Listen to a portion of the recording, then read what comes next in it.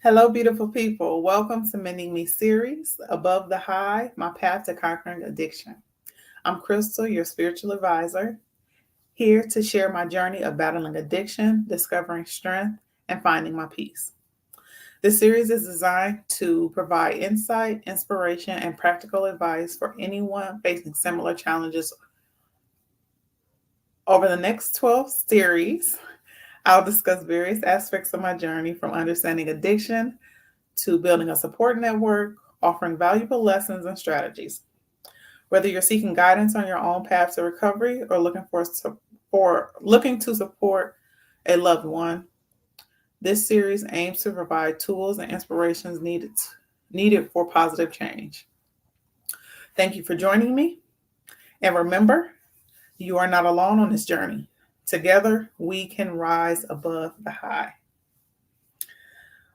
We are going to talk about relapse prevention, which is essential for an essential aspect of maintaining sobriety and continuing on the path to recovery.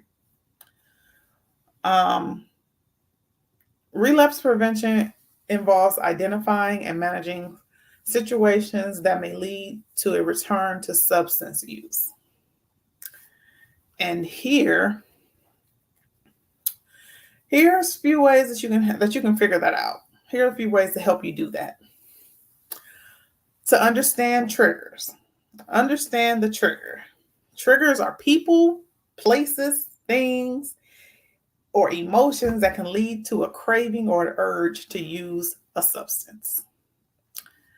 They can be external or internal, but they can be. They can be.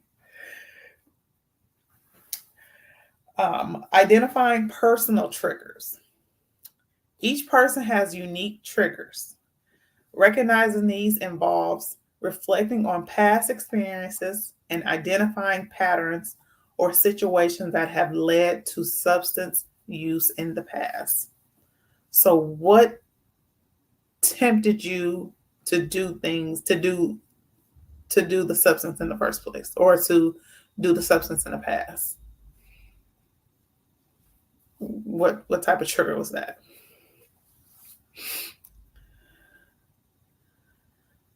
Developing awareness. Being mindful of your emotional state and surroundings helps in recognizing when you're encountering a trigger. This awareness is the first step to preventing a relapse. Create a plan. Excuse me. Once triggers are identified, you can develop strategies to avoid and manage them. This might include avoiding certain places, practicing stress relief techniques, or seeking support from friends, family, or support groups.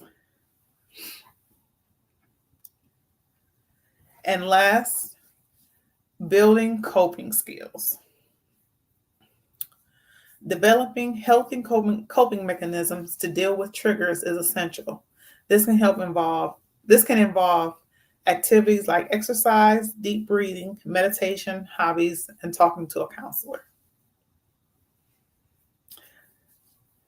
These steps will help you to reduce the risk of relapse and maintain recovery, because things happen. You can fall off. But if you take these precautions and you go through it, you'll be able to overcome your addiction. Not overcome overcome your addiction, but you can stop the relapse. You won't be relapsing as easily. Recognizing triggers is the first step. And that's what we went through. We recognize that. I noticed that whenever I was stressed or confused about something, I would run to marijuana. If I was bored or if I had any downtime, my mind immediately went to needing a blunt to calm me down. I didn't know that those are triggers. It's important to identify common triggers like stress, social situations, and emotional distress. For me, personal triggers included having a bad day at work, being mistreated, feeling worthless, feeling like I wasn't doing my best. Knowing what your knowing what your triggers are can help you on the path to success. Because once you know them, you'll be able to combat them with something positive and avert the negative effects of everything that happens. Sometimes the smell of marijuana can trigger my desire to use. I could be anywhere, minding my own business, and suddenly I catch a whiff in the air. Even in my car, the windows rolled up. I can smell it. It finds a way in. But when that happens, I'll roll down my window to get rid of the smell and just remind myself that I don't need to smoke. I don't need that. That no longer benefits me.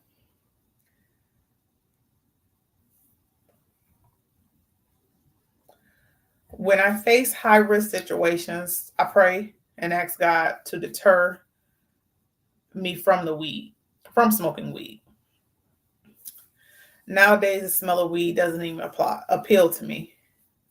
In fact, it makes my stomach upset. I avoid places and situations where I might be tempted to use again, which I really haven't been tempted. It's like, what am I don't have a need to go there anymore. I'm not in that environment anymore. I'm not in that, um, that's not me anymore. So I don't need to be there.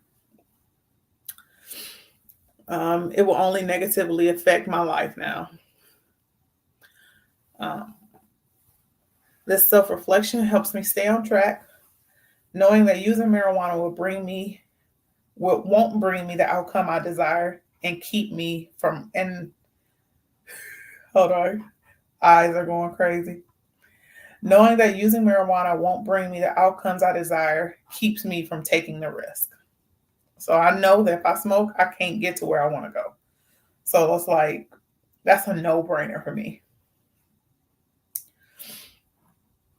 Additionally, the financial loss that comes with using marijuana is a significant motivator for me to stay sober and continue to making progress.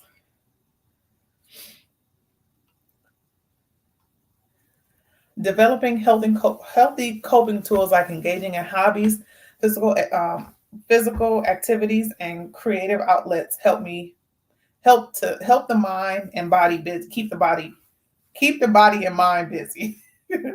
I find that keeping myself busy by making sure my home is tidy, clean, cleaning anything that needs to be cleaned, organizing, creating, going to the gym, lifting weights was very effective. Stress management techniques such as mindfulness, breathing exercises, or therapy can also play a significant role. Um, I learned to examine the situations to see if they were within my control. Okay. So I learned to examine situations to see if they were in my control. If they weren't, I would let that energy go and return it to the universe. Leaning on God for support was essential during the challenging times. So if I was in a situation where it wasn't conducive for me, I would just have to, I would, how do I say this? I would make sure that it didn't affect me in any positive way. If it affect me in a positive way, no, negative way. If it didn't affect me in a negative way, I would dismiss it because it didn't need me to be involved. It didn't need my energy to be there. I think I might have got confused. So I'm gonna let that go right now. Okay. Um, Leaning on God for support was essential during challenging times. Having a strong faith was the key to overcoming my addiction. Knowing that my life had a bigger meaning than what I was operating in kept me grounded. It ensured that I always had something productive to do, whether it's working on my business or helping my son prosper. There's always a positive activity to focus on instead of turning to drugs. Keeping busy is key. As the Bible says, the idle mind is the devil's workshop. So that's what whenever I was just sitting around, or if I wasn't doing anything, or if I just had too much free time, marijuana. I need to smoke. I'm not doing that. I need to smoke. So just keep yourself busy, and you won't think of it too much. It'll come to your mind, but then you'll be already doing something and in the activity. So it's like, okay, I'm not about to stop this to go smoke. Is it that serious for me to stop what I'm doing now to go smoke? And most of the time it's not. So once that's pushed off, it'll help you in your overcoming, in your recovery. Creating a balanced lifestyle by prioritizing work, relationships, and self-care is essential.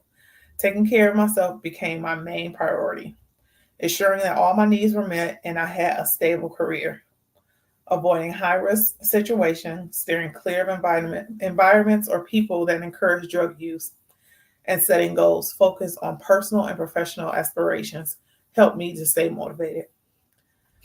Staying focused on my purpose in life and my faith in God kept me striving for a better life. Knowing there is more out there for me, preventing me from letting my life pass me by while holding on to this addiction. Before we wrap it all up, I want to leave you with a thought. Preventing relapse is an ongoing process that requires vigilance, self-awareness, and support. Each day you choose to stay sober is a victory worth celebrating. Celebrate all the small victories. If it's 1 day, 2 days, if it's half a day, celebrate it because it was more than what you were doing before. The question I am leaving you with: what strategies do you use to manage your triggers and prevent relapse? I will leave a link below so that you can submit your answers. And if you have any more questions, there will be questions on the form that the link is on. You can fill those out if you choose to. And thank you for tuning in. Remember that you are not alone on this journey, and we will rise.